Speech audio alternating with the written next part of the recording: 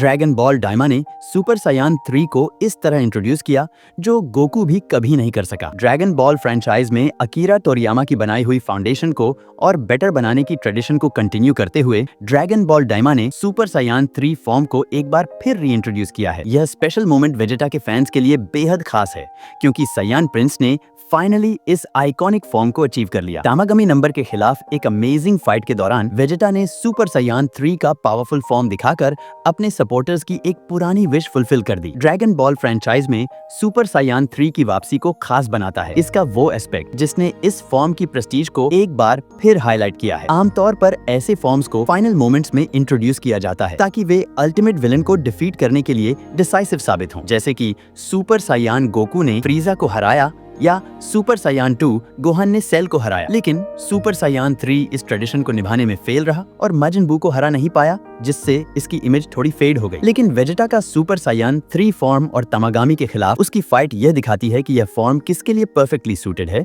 और इसके इंपॉर्टेंस को जस्टिफाई करता है। वेजेटा का सुपर सायान 3 रूप दिखाता है इस ट्रांसफॉर्मेशन की यूनिक खासियत। सुपर सायान 3 की रियल ताकत है इसकी untapped strength. Dragon ball Dayma के एपिसोड 12 टाइटल्ड ट्रू स्ट्रेंथ में वेजेटा को तमागामी 2 द्वारा अपनी लिमिट्स तक पुश किया जाता है। तमागामी 2 वेजेटा के सुपर सायान 2 फॉर्म को भी ओवर पावर कर देता है। ऐसा कहा जा सकता है कि गोकू और वेजेटा की पावर उनकी चाइल्ड ट्रांसफॉर्मेशन की वजह से कम हो गई है, लेकिन नैरेटिव और उनका वेरियस सुपर सायान फॉर्म्स तक एक्सेस यह साबित करता है कि उनकी ट्रू स्ट्रेंथ बरकरार है। ये ट्रांसफॉर्मेशन केवल उनकी फिजिकल अपीयरेंस को अफेक्ट करता है, उनकी असली ताकत को नहीं। यह तमागामिस की इमेंस पावर को दिखाता है जो परफेक्ट सेल से भी ज्यादा स्ट्रॉन्ग है। जिस तमागामी का सामना वेजेटा ने किया उसने नेवा की ट्रू स्ट्रेंथ को अनलॉक करते हुए एक नया स्टेट हासिल किया और वेजेटा के सुपर सायान 2 को पूरी तरह ओवरपावर कर दिया। यही चैलेंज वेजेटा को सुपर सायान 3 में ट्रांसफॉर्म होने के लिए मजबूर करता है। एज सून एज वेजेटा ट्रांसफॉर्म्ड उसने तमागामी को डिफीट किया और बैटल जीत ली।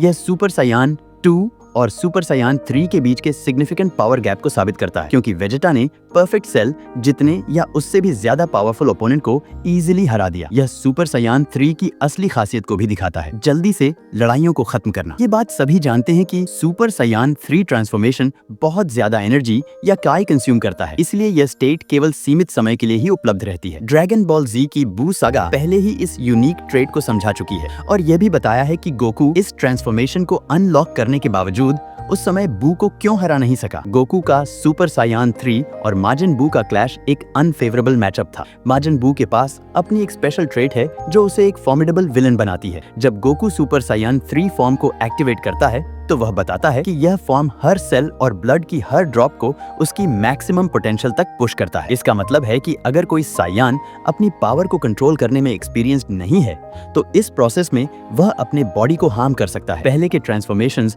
जहां इंटेंस इमोशन से ट्रिगर होते थे, सुपर सायान 3 पूरी तरह से रॉ स्ट्रेंथ और फिजिकल लिमिट्स को पुश करने का सिंबल है। लेकिन इसकी यूनिकनेस के बावजूद सुपर सायान 3 के कई मेजर ड्रॉबैक्स हैं जो इसे यूज करना रिस्की बना देते हैं क्योंकि इसके सेवियर रिपरकशंस हो सकते हैं। सुपर सायान 3 एक ऐसी ट्रांसफॉर्मेशन है जो यूजर की क्याई को बहुत तेजी से कंज्यूम करती है, जिससे सायान इस फॉर्म को ज्यादा देर तक मेंटेन नहीं कर सकता। यह फॉर्म बॉडी पर इमेंस स्ट्रेन डालती है जिसकी वजह से इसे यूज करना केयरफुल और स्ट्रेटेजिक प्लानिंग के बिना काफी रिस्की हो सकता है। इसका सबसे बड़ा ड्रॉबैक इसका टाइम रिस्ट्रिक्शन है जो सायान को जल्दी से अपने ओपोनेंट को डिफीट करने के लिए मजबूर करता है। वहीं दूसरी तरफ माजिन बू पूरी तरह से सुपर सायान 3 के ऑपोजिट है जो इस क्लैश को और भी चैलेंजिंग बना देता है। माजिन बू एक ऐसा कैरेक्टर है जिसके पास अनलिमिटेड स्टेमिना और इन्फिनिट रिजेनरेशन की यूनिक एबिलिटी है। चाहे उसे कितना भी डैमेज क्यों ना हो, न तो वह टायर होता है और न ही इजीली डिफीट होता है। यही रीजन है कि माजिन बू को सुपर सायान 3 के खिलाफ बस इतना करना होता है कि वह ट्रांसफॉर्मेशन की टाइम लिमिट तक सरवाइव कर ले। इसी वजह से भले ही गोकू ने शुरुआत में अपनी सुपर सायान 3 पावर से ब्यू को ओवरवेल्म कर दिया हो, लेकिन इस फॉर्म की लिमिटेड ड्यूरेशन के कारण वह उसे कंप्लीटली डिफीट नहीं कर पाया। जब गोकू ने सुपर सायान 3 में ट्रांसफॉर्म किया तो उसकी अर्थ पर लिमिटेड टाइम आधा हो गया, जो इस फॉर्म के टाइम मैनेजमेंट को बेहद क्रूशल बना देता है। हर सेकंड इस ट्रांसफॉर्मेशन के दौरान काफी ज्यादा स्टेमिना ड्रेन करता है जो इसे यूज करने का एक बड़ा ड्रॉबैक है। यही लिमिटेशन सुपर सायान 3 की सबसे बड़ी वीकनेस मानी जाती है और यह डायमा की अपकमिंग नैरेटिव में एक पिवटल रोल निभा सकती है, खासकर जब माजिन डू सीन में एंटर करता है। माजिन डू गोकू और वेजेटा के लिए वही चैलेंज पेश कर सकता है जो माजिन बू ने दिया था ड्रैगन बॉल डायमा एपिसोड 12 में, जहां वेजेटा का सुपर सायान 3 और उसकी ट्रांसफॉर्मेशन की स्पेशलिटी दिखाई जाती है। वहीं माजिन ड्यू का तामागामी से फाइट भी दिखाई जाती है, जो पहले डीमन वर्ल्ड का हिस्सा है। जैसे जैसे बैटल आगे बढ़ती है,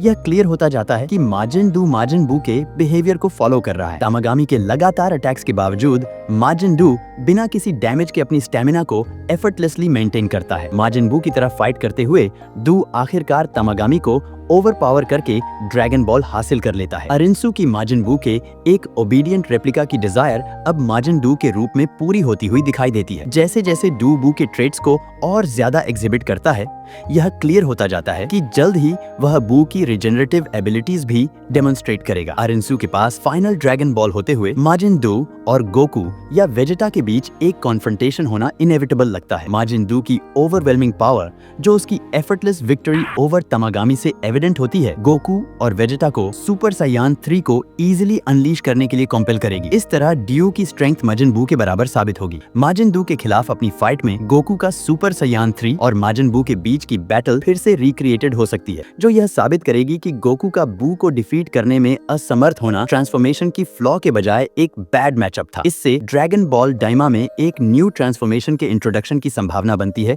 जो शायद गोकू और वेजेटा की सुपर सायान 3 स्टेट्स की फ्यूजन हो सकती है। ऐसी फ्यूजन अल्टीमेट काउंटर बन सकती है, जो यह एक्सप्लेन करेगी कि गोकू बू के खिलाफ क्यों हार गया था। तो दोस्तों, अब हमें बताइए कि आपको क्या लगता है, क्या माजिन डू और गोकू के बीच की फाइट हमें पुराने सुपर सायान 3 वर्सेस माजिन बू के बैटल जैसा कुछ एक्सपीरियंस करने को मिलेगा? और क्या आपको लगता है कि गोकू और वेजेटा की सुपर सायान 3 फ्यूजन अल्टीमेट काउंटर हो सकती है? अपने थॉट्स कमेंट्स में जरूर शेयर करें। अगर आपको यह वीडियो पसंद आया हो तो प्लीज इसे लाइक और सब्सक्राइब करना न भूलें, ताकि आप ऐसे और अमेजिंग वीडियोस मिस न करें। Thank you.